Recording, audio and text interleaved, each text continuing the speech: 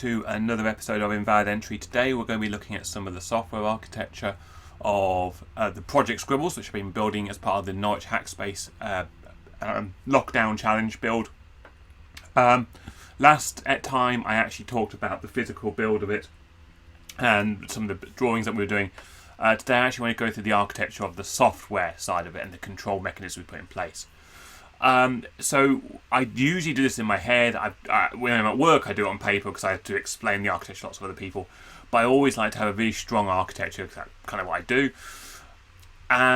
So I thought I'd explain what I do is I imagine, or I break down what I'm going to build into components, and I work out what the purpose of each component is. Sometimes you can say, if different people did this, or I was in a different mood, I might say, well, this bit does something slightly different, or I might spread the role a little bit further out. So this isn't the architecture. This is one of many possible architectures that you could use to build one of these things. The generalized architecture you see here is very high level. That basically there's going to be a person. This isn't this isn't just a scribble drawing of a person. This is actually an ISO standard for UML. This is the actor or interaction person. So this is an interacting with a computer. The computer is going to interact with the Arduino, which is going to interact. On the side of the Arduino we're going to use a ramps board. I also have using the CNC shield as well, but the ramps board because the servo works better for me. Attached to that are two drivers for the two motors, and attached to those are the two motors, and there's a servo for doing the pen up, pen down on the side of that as well. So when we start talking about what the purpose of each of these things are, I basically decide what is the point of it. So these drivers are basically doing the power management for the servo. So they're basically saying getting an input from the ramps board, and the ramps board isn't doing much. It doesn't have any real logic on it. It's basically just acting as a pre-built interface between the driver chip and the Arduino. I could have just put jumper wires between the two or soldered somehow straight onto the board, but the ramps board just makes that a little bit cleaner, a little bit better. There's no point reinventing the wheel when it works so well already. So in this case, the driver plugs in. You've got to get the chips in the right way around, but it's going to handle a lot of the complexity of actually doing the electronics of talking to the stepper motor. It's all handled by these driver chips, and they do them really well. So that's the point of it. That's the purpose of it. I'm not going to try and make it do something else. That keeps that very nice and simple. The interface board is an interface board. Now the Arduino, the code on the Arduino, I should say, the purpose of that is actually to keep track of where the motors are and to cause the motors to move. It's going to be making decide whether the motor should be moving or they should be stationary. Now it's not necessarily deciding where the motors are going to move to. It's just deciding, are they where they should be, and if they're not, making them step, which direction the motors are going in, whether the motors are running or not. And that's really interesting because it actually means it's also in charge of, if you're, as we talked previously, if you're going in an angle which isn't directly along one of the two wires, it means moving the motors at the correct speed to get straight lines. That is the purpose of the Arduino, is about that almost real-time control of the motors. A lot of people talk about real-time controllers. The Arduino isn't a real-time controller. And we're certainly not using it in real time, but we're using it close enough to real time to work. So the computer's purpose in this, or the software in the computer's purpose, is to decide where it wants the pen to be. I'm using that very carefully here because the Arduino is controlling how long the wires are, and the computer's deciding on where it wants to be on the XY. And there's a bit of freedom here about whether that XY to up, down coordinates are handled by the Arduino or handled by the computer. And I actually decided that the computer would actually just make the decision, do all the maths for the lengths as well. So it would actually decide how long the wires, where it wants to be on the AB system of calculation, not just the XY calculation. And it would send that message across. So over here there's a protocol between these two layers. Sort of expanding that a little bit more, what I then started to do is start thinking about the software of the Arduino itself. And break it down. So what we're going to use the Excel stepper library. It basically does some of the work for us already. Especially, you can do the speed control, which I did have some problems on, but there's a lot of work for us. Inside there's going to basically be a serial interface and a target ID. It's got this idea of where it should be, and it's got this control loop saying, am I there yet? No. Okay, we'll cause this library then to then do steps. There was a couple of iterations I wrote of this software, and I will show those in a second. But it's basically going to have a serial interface. So I started designing a serial interface, and a serial interface is basically the equivalent of G code. I'm not taking G code, I'm taking my own language as such.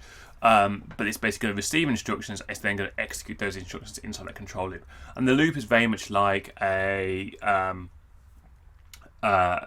pie game sort of loop. You want it to spin as fast as possible, going step, step, step, step, step. The Arduino code itself.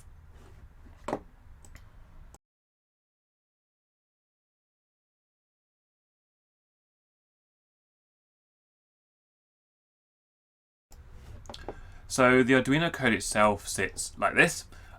Basically what we have is a whole bunch of definitions at the top. Now here I have column X step and Y step because originally I was borrowing someone else's code. I set up my stepper motors. I've now got the stepper A and stepper B, which is what I'm going to into. I also use the multi-stepper part of the library because it works really nicely for doing that synchronized step. Whole bunch of setup at the top. I will publish this code into, so don't try copying off the screen, I will publish it into a Git later. There are some caveats that it's not designed to be maintainable, it's not designed to be a long-term thing for everyone in the world to use, it's just there for people to have a look at. So what happens basically, originally I had this loop here, and then I had this flag saying if I'm supposed to be moving, cause the stepping to happen. But this was a very primitive thing, and it wasn't actually causing them to end at the same time, like I was getting a motion of getting cursed because one would accelerate faster than the other or so on. So I basically commented this out and I'm actually using a different method at the moment. And basically what happens is it listens on the serial. If there's a byte come in, if it's an A or a B, then there'll be 4 more bytes because that's going to be a full integer, a long int unsigned of where I want it to go to in terms of the length. So unsigned, so it can actually move, it treats the maximum length as 0 and then it sucks it in, so it's sort of reading it inwards. So you have all these, basically it works up the length R and prints some debug of. I put some other commands in here as well. G for basically saying go. D is for debug.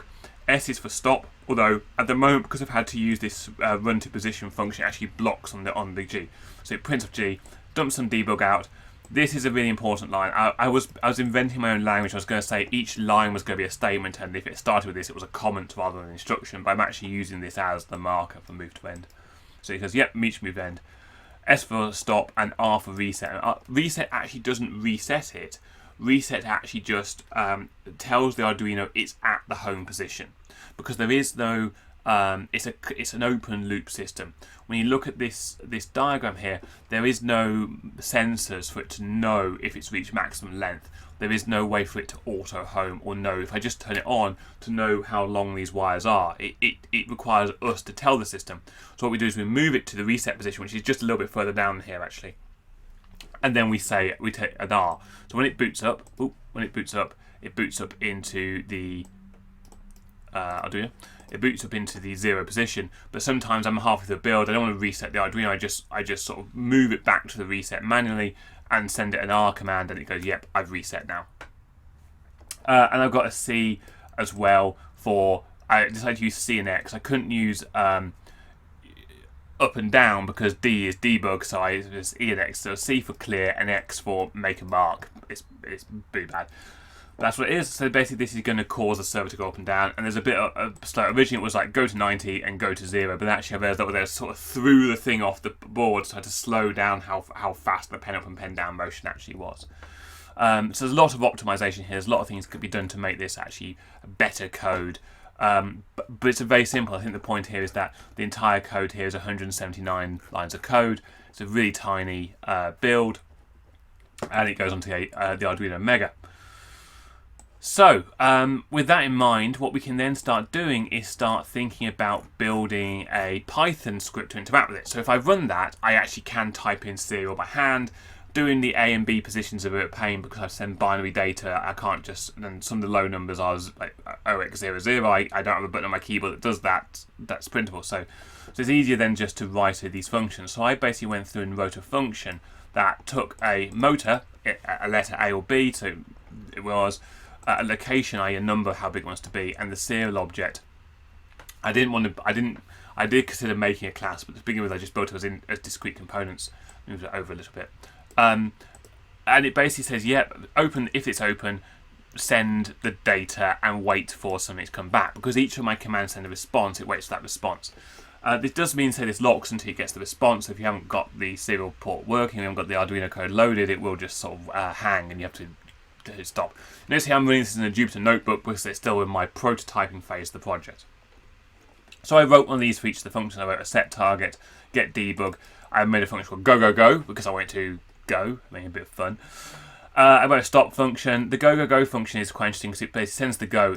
When you're dealing with serial, I found it's always good to put a very, very small sleep in, because what that does, it can just allow the Arduino time to respond. Because even the Arduino is immediately going to say, yes, I'm running, it actually does take time for it to go down to the cable, onto the Arduino to go around its loop on to go, yep, I've received that byte, process it, and then send the output. It does take a bit of time. So just by doing a very, very small sleep, it's enough time for it to do that processing. And then it's basic. And the reason why is that if you actually get end of stream, if you read too fast, you get end of stream, you may have missed. You may actually say, "Oh, there's nothing there," and give up before even the first byte is even sent. It's always good to have a little tiny sleep. So even here's even smaller sleep here. See, so basically it's sitting here waiting for this serial data to come back. I did have this much slower. I had this at like 0.5 seconds, and what it meant was it was really efficient in terms of it wasn't using a lot of CPU, but it was terrible because it basically was making a tiny move, waiting half a second, making a tiny move, waiting half a second. It was a really slow drawing, and you'll see this now isn't quite so slow. It sort of moves around. I'm also not too worried about using a lot of CPU or a lot of processor time on my main computer, because when I'm drawing drawings, that's what this computer's doing. Its purpose at that time. It's not something like it's background drawing. Like if you send a document to print, you'd be really frustrated if you then can't continue editing or reading the web while your printer pages are coming out. It's not like that. This isn't that kind of situation. So I'm kind of okay with having a really tight CPU cycle here. This could be made more efficient. Like we could use threading or something, so you have a full asynchronous client going on. But you know, keep it simple, keep it fun. That's kind of where I want to go. So I've got a stop command, I've got the pen up command, I've got the pen down command, I have the reset command. So those are my serial commands. So now it all comes down to creating the connection, which is as simple as create a connection. And Python really is that simple. You have to know what your device is, and because I'm using a MacBook where I plug a dongle in, my device number changes every 10 minutes or so. So I do come back and change this. I could write a serial scan and say where is my Arduino, and I could also on the Arduino when it's connected put something in the header to say this is a JT Scribble bot, Project Scribble or whatever. So it actually says, yeah, that is definitely a serial device. But basically there's some not really magic there. I'm just going to connect to the serial port and start talking to it. So the first thing to do is test that this actually works. So you can see here saying get debug, set target, and see if it moves. So we're going to do that now, and I'm going to sort of rearrange my screens a little bit so you can see both the code and this at the same time.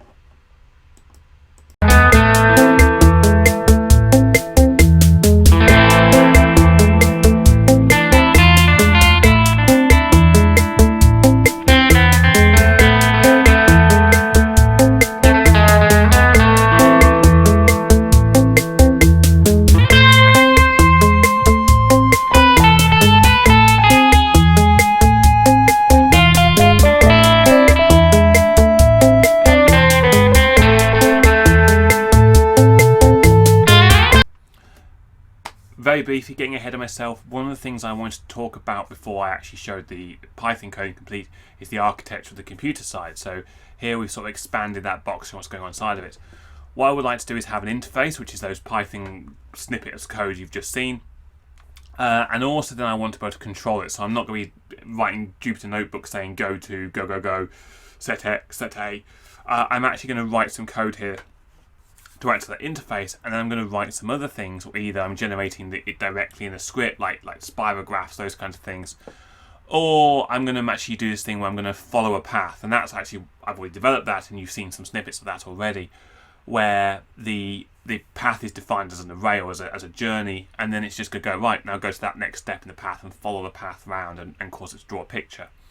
I may also in future build a web API into it so I can actually start driving it from other events, so I can have actually like letters or words being drawn behind me from web events.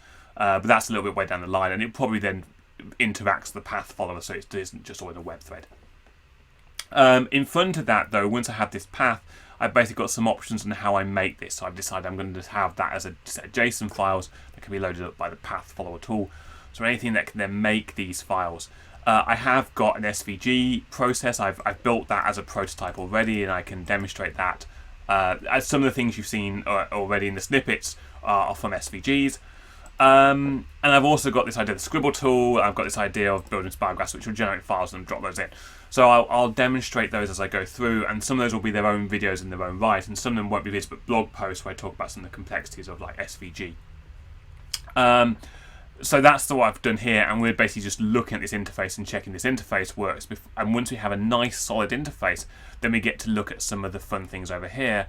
And what I'm working on at the moment, this is sort of like a catch-up video of what I've done. What I'm working on at the moment is actually better quality Scribble tools, better quality SVG translators, knowing that I can then actually just prototype them on my computer, see what they look like as an image before actually sending them to the machine to actually draw. You still have to remember what you're trying to draw and the complexity, that the limitations of it, can't do short movements, and there's relatively inaccuracies of it due to the construction of the gondola. But it does allow me to build these faster in software, knowing that I've got a really solid layer underneath that will just follow the instructions once they're done.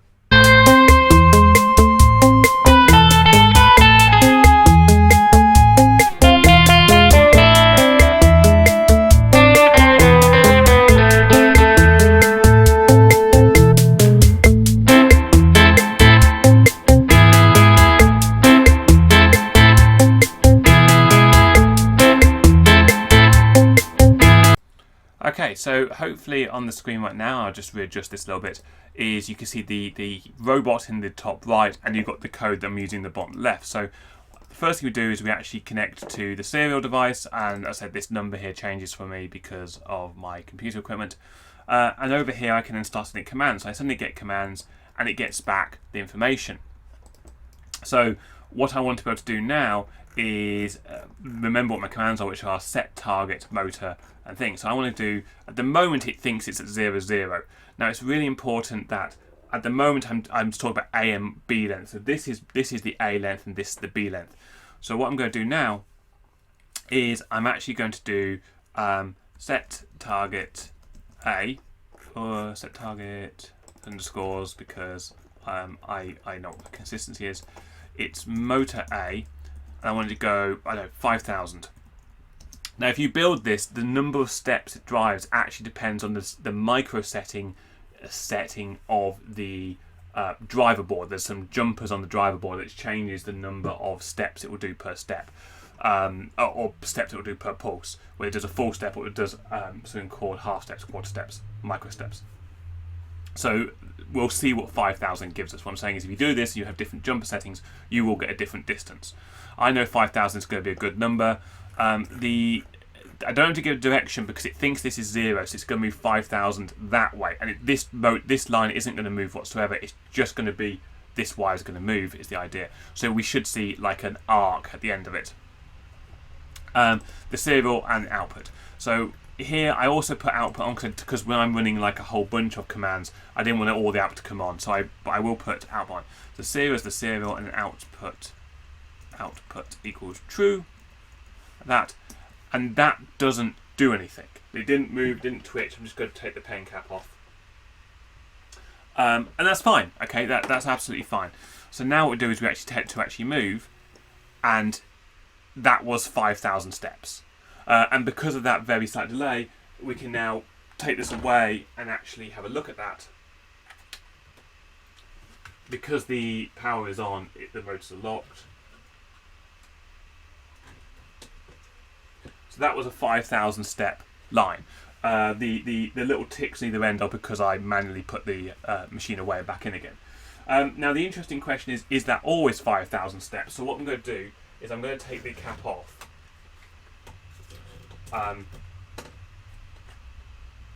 Put it down at another place and just run that again. Now if I do debug first of all, it will now think it's remembered it's at 5,000 steps. So that's really important to remember where it is. It now thinks that either I manually move it thinks that's 5,000. So if I take to go 5,000 again, it won't go anything. So what I can just do is I can just add another step in here. I can just do reset serial, and it will reset itself for debug. It now thinks it's at 0, 0 again, which is fine. So I'm going to set myself to, it doesn't reset the targets. I'll set myself to target A again, and set myself to go again, and it will draw that again. And what's really important here is if I just do the pen cap trick again. Oh, I failed to set it up nicely. What's really important here is that these two lines are of the same length. That's what's important here, is that both these were 5,000 long, and that's good. So in theory, I can now do that on the other side as well, which I'll try and do. Put these wires back up. Take the cap off. And hopefully now, when I do a B movement, let's just reset it. Do a B of 5,000. Now, I just said something there. I know what I said, which was resetting doesn't reset the target. So I will reset that now. Set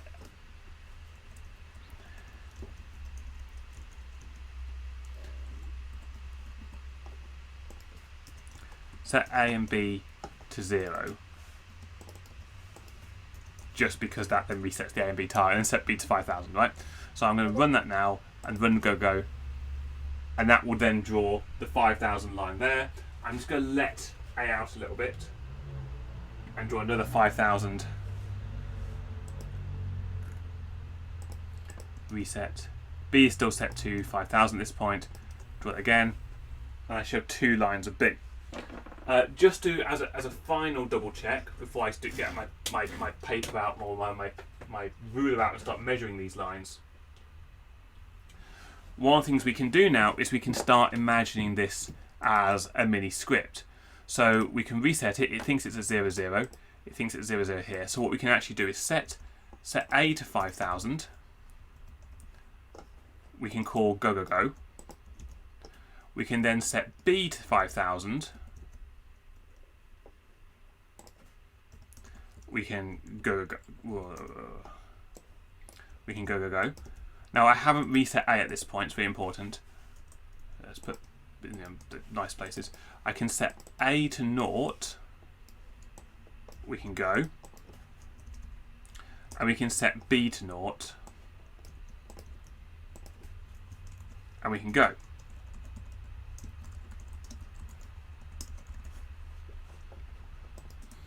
The wait equals true causes my Python to block, not the thing to block. So if I run this now, we should get what looks a bit like a square. It'll be a diamond, and it'll have curved sides because I'm not doing the in sync motion. Okay, so then look at that. I don't think I reset it properly. Yeah, I didn't reset the thing called reset. So if I call reset again now, and run that again. Now, what's important here is if I zoom in, it actually went over what is really, really, really important to me, at least, is it actually went over the lines. So this is about the level of accuracy. Now, there is a little bit of a wobble there just because of the construction of the thing. So if I do that again,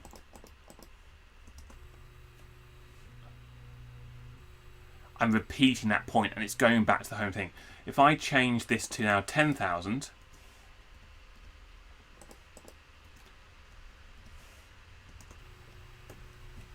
I should get twice as long. But importantly, the line or the points, if I sort of move this out of the way now, this line here is consistent. It's going back to this point every time. When it goes around this loop, it's consistent, it overwrites every time. So this is always the same, this is the same. So they're locking nicely, it's not overshooting, it's not coming down, there's no drift on it, there's no step drift as such. Now, the other thing that's important is that this distance does look like double that distance. So I'm going to measure this now, and I'm going to work out what all these distances are, and I'll do that off camera with a ruler, and we'll come back and see what that means in a moment.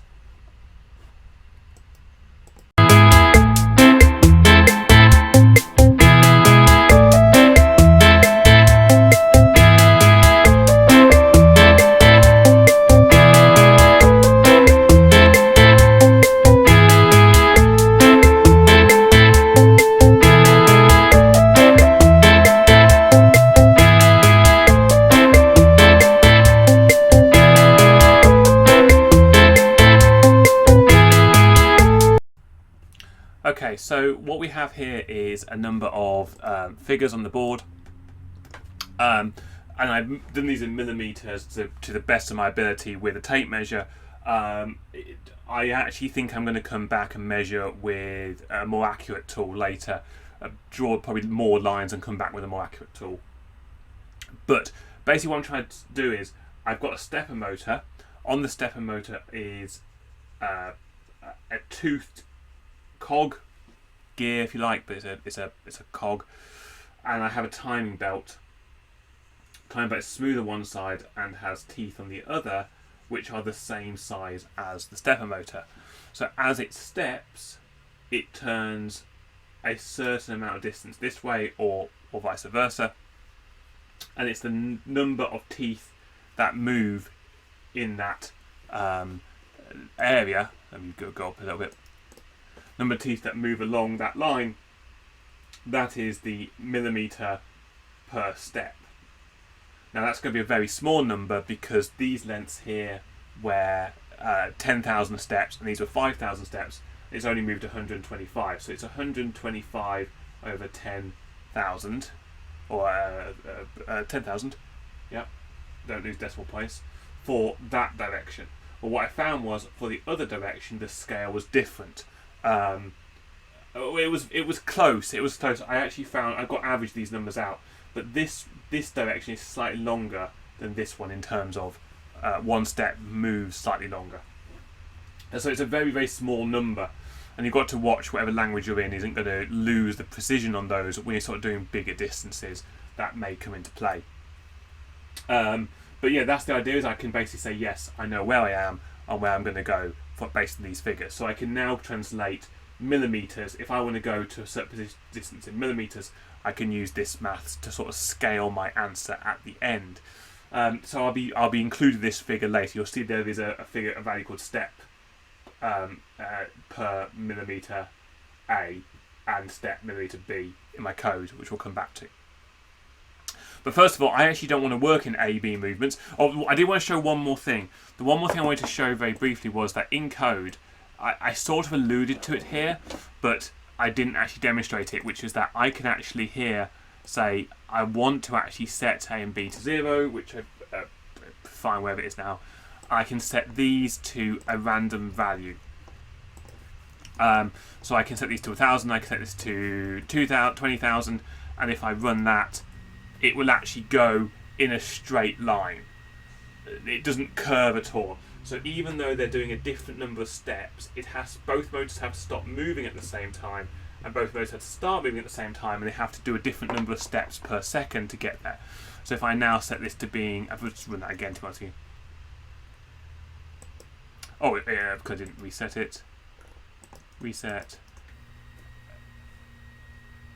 That's very important, and it's going to go off the top because I set to do too long a line. But it's important it always does straight lines, no matter where it's going to. So if I now take it to go, I'm going to reset it again. If I now take it to go to 5,000, on the B I want it to go to 7,234. Like that, really, they're obviously not. They're relatively prime to each other. There's no obvious 1 to 2 or a number of steps, but the library has to put hand to that, and it has to be able to draw a relatively straight line at the end of it, which it has done. And if I put one of these as now being back down, that's a 232, and this one's going to go up a little bit more to 9, like that, then this should cause it to go not a horizontal line, but still there. And if I go back to 0, 0, just by commenting out these two lines, it should always go back in a straight line. And that's really important, that these lines are always straight no matter what angle they are, and some angles are not nice, but the library takes care of that, and that's really important of the build. Once we have that foundation and we basically say, yes, I can now go to any length in any sequence, and I can put it in a loop, I can put it in a script, then we're now able to progress to the next phase, which is do the translation of X, Y to A, B lengths.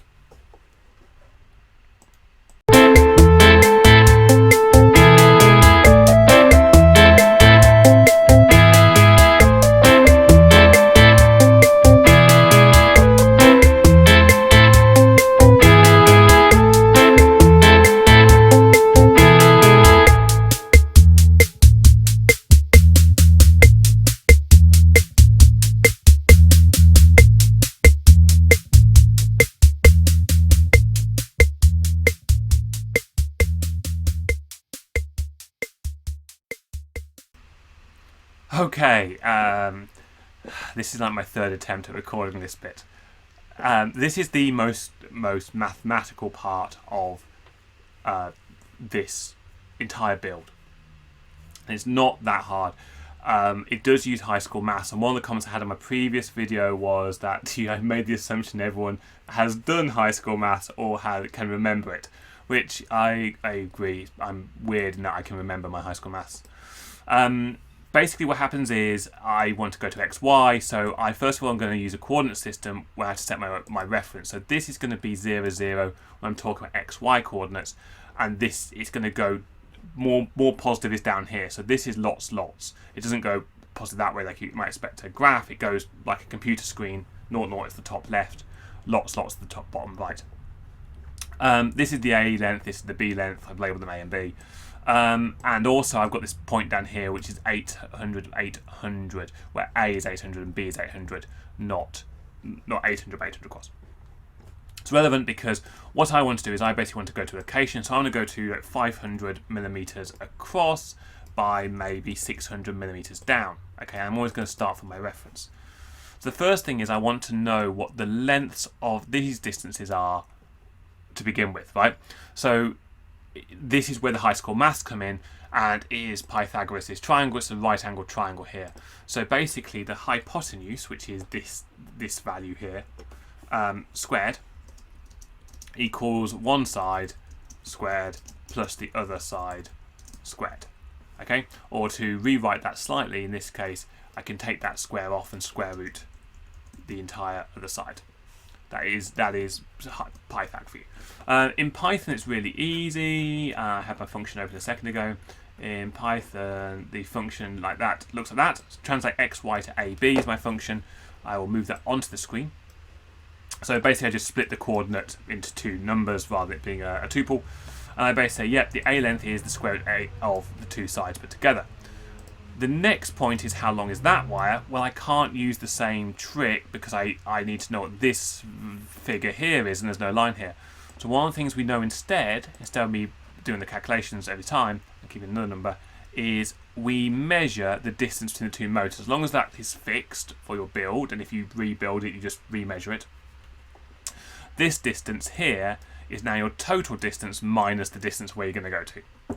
This number stays the same because it's a triangle, but this number is 1 minus the other. So at this side, I just replace the x squared with the max width minus x. I have this variable as a global. I know, global's terrible. Coded in. If I convert this to a class, it will become a class variable, a class property, sorry. Max width minus 8, that value squared, why the brackets are there, plus the y squared square rooted. And then I return those as an A length, B length.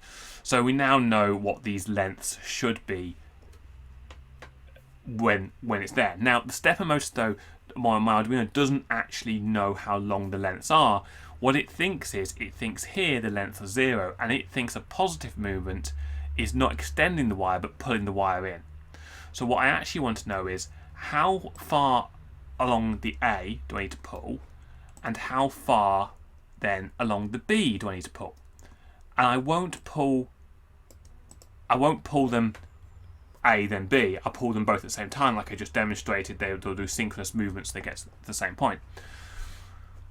That's relatively easy if I know what the location is of my rest point. So I know that my rest point is, because I programmed it in again, I said it's going to be 800 by 800. So it's going to be 80 centimeters along this line and 80 centimeters along this line. Which should mean it's in the middle as well, because if these two numbers are the same, then they both hang the same distance. It's always going to be in the middle, no matter what my length is, as long as these lengths added together are longer than the max width. If they're shorter when they're added together, it means the wire's broken. It means they're no longer attached to the motor. That's what it means. And you can do that. So I 800, 800. At that point, I know it's 800 by 800. I know that it now should be something like 700 or whatever. So I'd subtract the 700 from the 800, and whatever I got left with is the point I want to go to. It's the value I want to pass into set target A or set target B. So I can then say if I want to go to a particular coordinate, I can put that coordinate into the function, drops me out an actual number I want to say to set the target, pass that target, press go, the motor will go there consistently, and then I can say go back to 0, 0. As a very quick aside, if you have the lengths, if you know these lengths, you can convert the lengths back to x and y. It is a little bit more complicated. It requires the cosine rule, which not everyone, I think, remembers, or if they have, they blocked it out. Basically, you can, for a non-right-angled triangle, you can convert it to a right-angled triangle, whatever. You can use this maths ACOS to calculate the angle, and then from the angle you can then calculate the x and y. There will be error in this because you're using computers, and computing from floating point numbers are always have inherent inaccuracies in them. I found I didn't need to use this. I haven't used this anywhere in my code. I have it for interest, but I don't have it anywhere for functional, because I am always driving it from XY, so I am always in control. So I know where the XY is. If I ever get lost, I go back to the reset point, I reset it. And I say, you're back there, and I work it out again. So I'm in control by remembering where I am in XY, and then converting that to what that means in the AB. I don't keep track of where I am in AB. The motor does that, or the Arduino does that. I keep track of where it should be in XY, and then do the calculation on the fly to make it into the AB lengths. So that is the maths done and dusted. We can now get on with trying to use those functions very quickly, as I mentioned, and we're going to try and do a very mini challenge.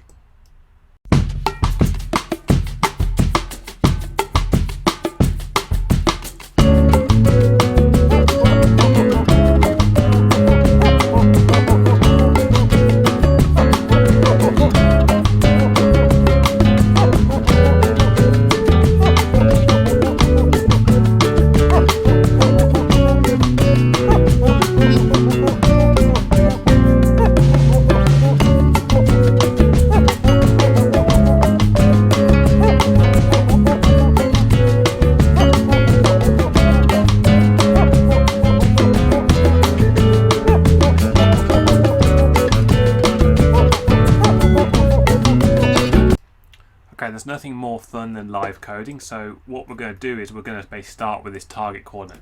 On the board behind me, I basically measured some distances. This is 65 centimeters, 40 centimeters across, and this is 30 centimeters, 20 centimeters.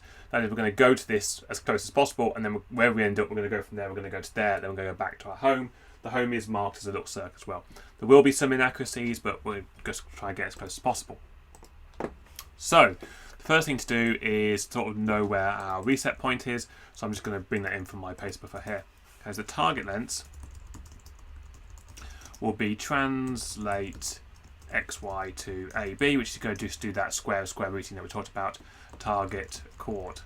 So that should give me a number which is in millimeters of the lengths.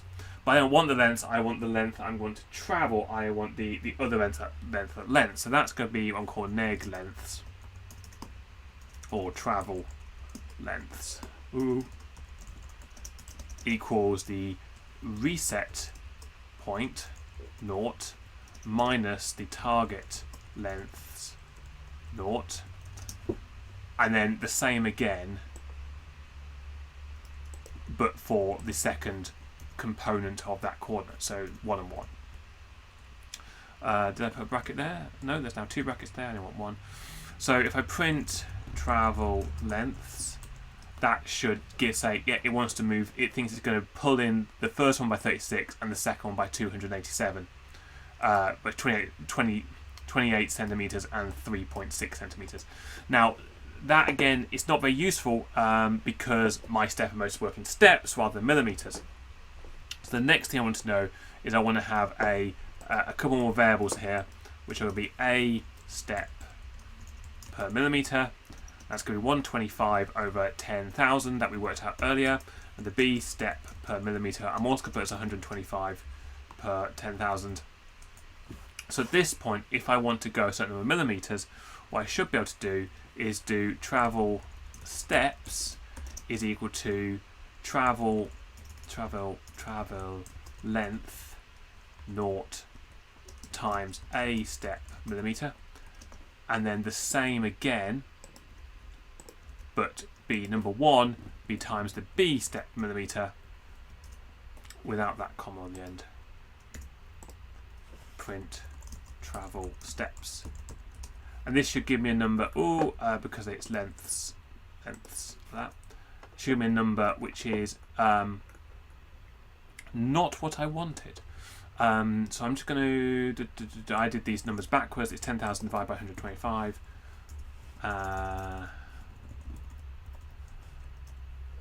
That's the figures I wanted. And it should be steps per millimetre, i.e. number of steps per millimetre.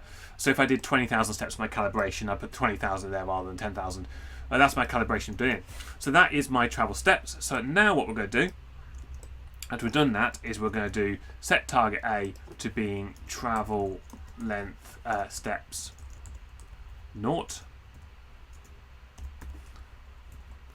My fingers aren't in the right place. I'm sat at a funny. I'm trying to sit so you can still see this thing behind because it's more interesting than my body. But it means that my hands are not on the keyboard in the right place, and that really throws me because I don't look at the keyboard. I sort of just position my hands. Anyway, travel steps 1 go there as well, and just because we fully trust what we're doing, we're going to do go go go as well. At this point, I'm just going to take my pen cap off so it will draw the line because I'm so confident of this working. Let me just check you can see what's going on. So we're going to, as I said, we're going to go to this point. This is our target point. I've measured it with a tape measure. There is some inaccuracies of 90 degrees and everything else. So you know, it's not going to go. It's not going to go bang into the middle. It's actually going to be out a little bit. I know because I have done some testing before. Ooh. Float object. Oh, so one of the things that happens here, by the way, is that my steps has to be an int. But these were floats, so I'm just going to just lose some accuracy. Now, because these numbers are so big, the steps, just chopping the end off there, it's not a problem. I don't like the ID's function here. See, now I've got too many brackets. My screen isn't quite the right size for me to see. Here we go, here we go, here we go. So that, to me, is about 1 centimetre outside my circle. I will zoom in on that in a second. So to go to the other circle now, which we know it's 1 centimetre, a bit too long that way. Again, inaccuracies of measuring the start point. I think it wasn't perfect on the start point, but that's pretty good. So if it comes to being the same offset here, we'll take it as a giant win, but that actually is really good. So this one is 30-20. So 30-20 is going back, going all the way back to the left here, is going to be 300, 200. And again, this isn't going from 0, 0, so I'm not going to reset this time. So to run the entire calculation all the way through without the print lines off and just see it go. There's a distinct curve a little bit on this one. Oh, now that's interesting. I will come back to what just happened there. And what I'm going to do now is I'm just going to send it back to 0 as well, which means it will go back to this bottom point. But it just did something that was quite interesting. And it hasn't done it for a while. I thought I'd solve this bug, but I will now go to 0. When it does long lines, I noticed this curve here. When it does long lines, sometimes the library I'm using decides to, at the end, it hasn't quite got the calculation right of which step has to do it, and it realizes it's behind on one, so it suddenly stops the first one and starts the second one. So you get this curve effect because it's not going a straight line to here. It's gone off, but it actually corrects it, so it does get to the right point. Now, what's handy here is, I think, is very important, is that the amount of error here, which is about 1 centimetre, is the same as the amount of error here, which is about 1 centimetre, which suggests that my origin here is wrong. And the only way to really solve this perfectly is probably to put end stops on. So what you could do is I could build like a little dongle or something onto the cable up here and have a sensor, which means it'll extend until it hits that sensor, and then it will know exactly how long these wires are, and that should eliminate all these things. But for long distances, this kink here that's happened, that's like that, that's a problem on my library, and that's to do with the library I'm using, and I'll look into that. But that's the theory, is that effectively I've got something with control. So I now know it's about 1 centimetre out. It's come back to the same point down the bottom. It basically means I can measure points and I can go to points anywhere I want from X, Y coordinates. I realize this is quite a long video, but I'm going to just do one more phase of operation. Because I now have a function which will go to an X, Y coordinate, we can now wrap that to do something a bit more fun.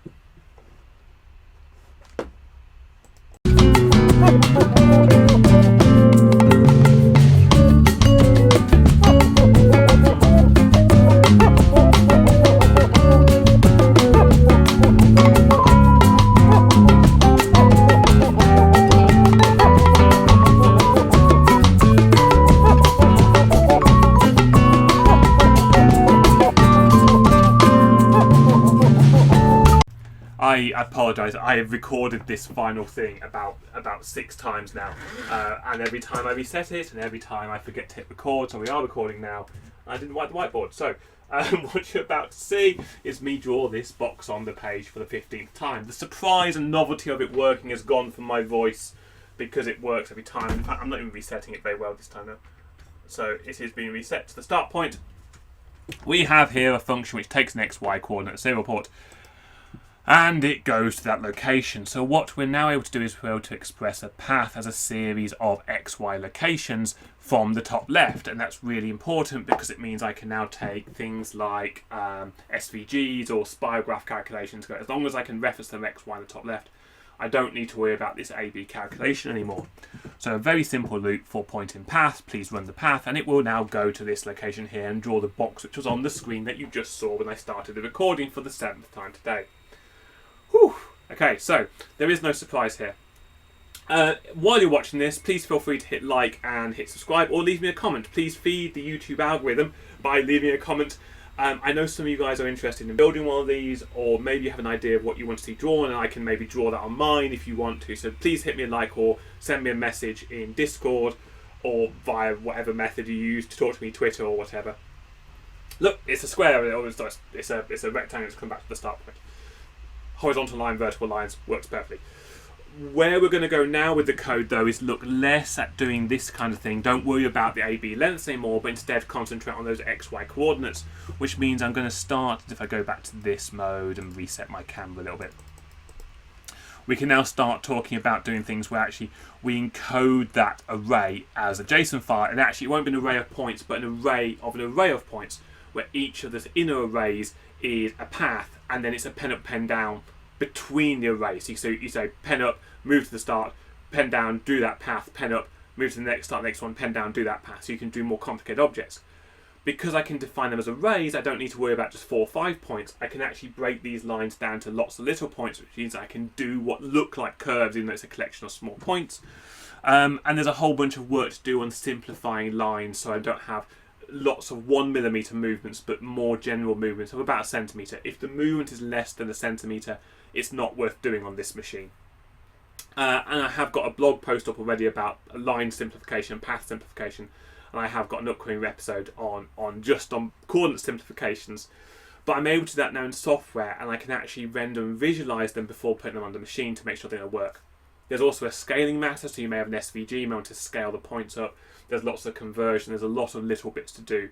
But the point is that now effectively, if I can produce an array of coordinates like this, I'm able to throw it at the machine because those underlying layers are stable. As long as I have an XY coordinate, I can make this machine go to it within some tolerance and some accuracy. And it's all down to how long I spend calibrating it. So that's it really. If you like this, as I say, please hit like. Please spread the word, spread the love. If it's inspired you to build something, I'd love to see it.